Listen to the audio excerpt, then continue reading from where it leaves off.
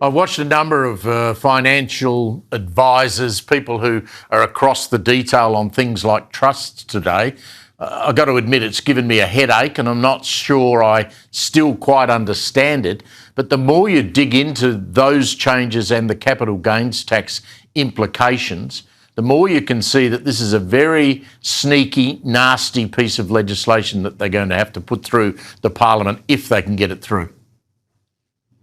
Look, it is sneaky, it is nasty, and it actually hurts young people. Let me explain. And I think actually, by the way, young people who perhaps are more astute about their financial affairs know already that this is a problem. I've actually been quite surprised to see young people talking about their investments in shares, their investments in ETFs, exchange-traded funds, and crypto.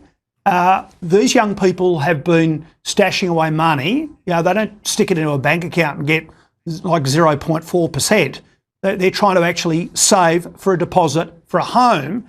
And there's quite an outcry on social media, Steve, of these youngsters who actually see that these changes to the CGT regime, for example, are going to hurt them in trying to save for a deposit.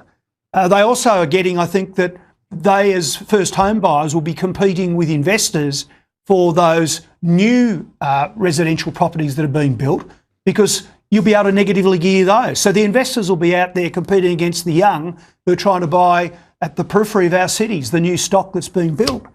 You know, the other big thing about this is the complexity. It is a feeding frenzy, picnic day for, you know, tax accountants in particular, perhaps lawyers and other accountants as well, mate. I mean, the complexity in the tax system. I was talking to a partner in one of the major accounting firms only a couple of days ago, and he was just shaking his head with how much that hasn't been answered, how much they don't know, and they're going to have to work through, try and make head or tail of this. You and I have been around long enough to know that we saw Paul Keating try and knock off negative gearing, and it just sent the real estate market into a spin. We're already hearing that landlords intend to increase rents, and the rents are going up, dramatically at a time when people can't afford to fill their car up with petrol and afford to pay for their groceries. I mean, it's just making it harder for people who are renting. I mean, the Labor Party in Canberra is trying to have this, give us the impression that they're all out there about intergeneration wealth and helping young people. That's not the case at all. Look, absolutely, Steve. It is not going to help renters. I'm very clear about that. And we saw what happened, as you just alluded to, in the 80s when Keating tried this. It is not going to help young people get their first home.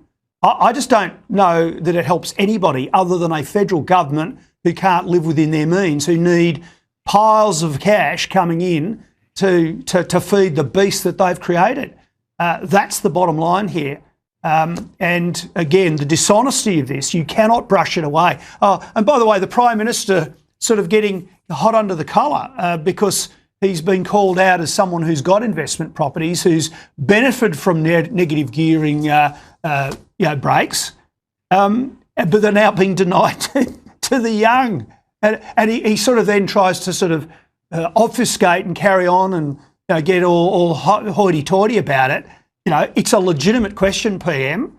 You do have those properties, you have benefited it, and it's not about having a go at you or your partner. It is about pointing out the hypocrisy of what you and Jim Chalmers are doing. Here is a question for you. What do you call it when a government announces it is restricting negative gearing for future property investors, and the Prime Minister announcing that policy has personally benefited from negative gearing himself? In Canberra, apparently, you call it a budget announcement. Welcome to federal analysis. So here is the full picture. Prime Minister Anthony Albanese has defended reversing his earlier commitment not to alter negative gearing, arguing the government must respond to worsening housing inequality. The new policy, announced in the May 2026 budget, limits negative gearing for residential property to new builds from 2027 to 2028, with existing arrangements remaining unchanged for all properties purchased before budget night. The government's argument is straightforward. Housing affordability has deteriorated, and policy needs to respond to that reality. Now here is where it gets interesting. Albanese has previously faced scrutiny for owning investment properties himself and reportedly earning substantial rental income on top of his prime ministerial salary, prompting questions about his personal stake in the very policy settings he has been responsible for. And now that he is changing those settings, specifically restricting negative gearing for anyone buying an established property after budget night, critics have noted the timing means he personally benefited from the concession for years before closing the door for future investors. Former Queensland Premier Campbell Newman raised this tension directly on Sky News, noting that the Prime Minister appeared uncomfortable when the question of his own investment property history was put to him publicly. Newman's broader point was about the consistency between a politician's personal financial decisions and the policies they advocate, a question that applies equally to members of any party, given that investment property ownership is extremely common across the parliament on both sides.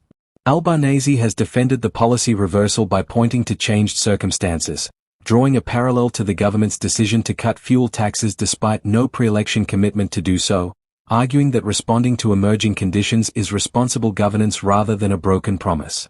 The opposition's position, led by Liberal leader Angus is that the changes introduce uncertainty into the property investment market and could have unintended consequences for rental supply. That debate will continue as the implementation date approaches. What this moment really illustrates is something Australian politics serves up regularly. The gap between a politician's personal circumstances and the policies they champion is always going to attract scrutiny. Whether you think that scrutiny is fair or a distraction from the policy merits, it is a conversation that is not going away.